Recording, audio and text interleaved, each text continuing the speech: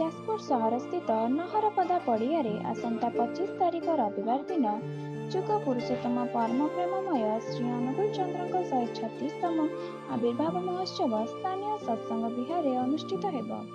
ଏହି ଅବସରରେ ଝାଡ଼ଖଣ୍ଡ, ବେଙ୍ଗଲ, ଓଡ଼ିଶାର ବିଭିନ୍ନ ପ୍ରାନ୍ତରୁ 30,000ରୁ ଅଧିକ ଶ୍ରଦ୍ଧାଳୁଙ୍କ ସମାଗମ ହେବ ବୋଲି ନଗରପଦା ସ୍ଥିତ ସତ୍ସଙ୍ଗ ବିହାର ପରିସରରେ ଆୟୋଜିତ ସାମ୍ବାଦିକ ସମ୍ମିଳନୀରେ ସୂଚନା ଦିଆଯାଇଛି।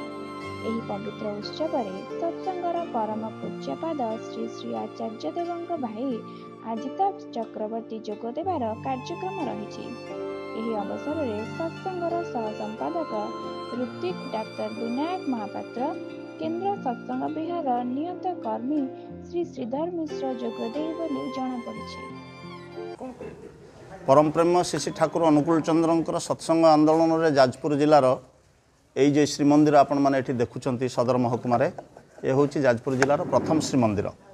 यही श्रीमंदिर उद्बोधन हुए 1999 मसीहा फेब्रुआरी मास 22 तारिख रे तत्कालीन स्थल आचार्य देव परम पूज्यपाद श्री श्री दादांकर करकमल एवं एबेकू यही श्रीमंदिर उद्बोधन 25 वर्ष आरंभ होची।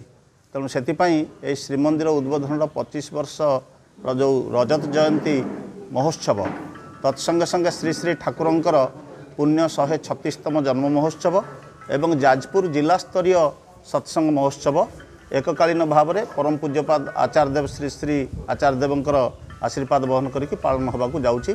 आसंता फेब्रुआरी मास 25 तारिख रे यही सत्संग विहार सन्निकट नहरपदा ग्राम पड़िया आमे माने आशा करूँ संभाव्य श्रद्धालु मानकर उपस्थिति अन्यून 30,000 अतिक्रम करी पारे। तो सेतिपाई आम मानकर समस्त प्रस्तुति चली।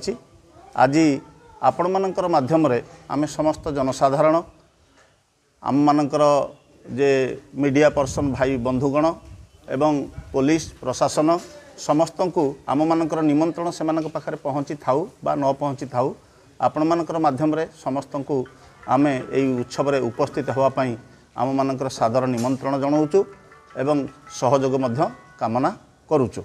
एवं एई उत्सव रे परम पूज्यपाद श्री श्री आचार्य देवंकर आशीर्वाद क्रमे तांकर कनिष्ठ भ्राता सत्संग देवघर आश्रम जे ठाकुरंकर अणनाती हेबे से श्रीजुक्त पूजनीय अजिताभ चक्रवर्ती महोदय से एठारे उपस्थित होउचंती। केन्द्र सत्संग देवघर सह संपादक एवं प्रतिनिधिक डाक्तर विनायक महापात्र मध्य एठारे उपस्थित रहिबे। केन्द्र सत्संग देवघर नियत कर्मी श्रीधर सुंदर मिश्र महोदय मध्य एठारे उपस्थित रहिबे।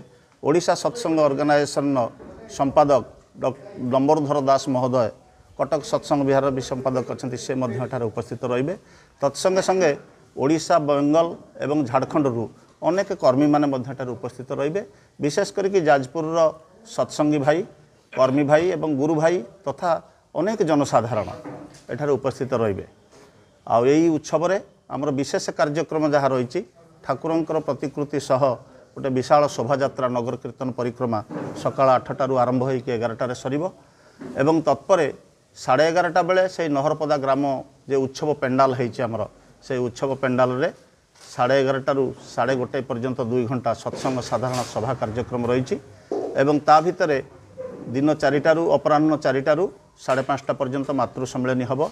समस्त श्रद्धालु मानकर ठाकुरंकर प्रसाद सेवन व्यवस्था मध्य सेटारे रही आ राति सांस्कृतिक कार्यक्रम रही। तेणु आपण मानक माध्यम रे समस्त को अनुरोध आम मानकर साधारण निमंत्रण ग्रहण करिक समस्ते ठीक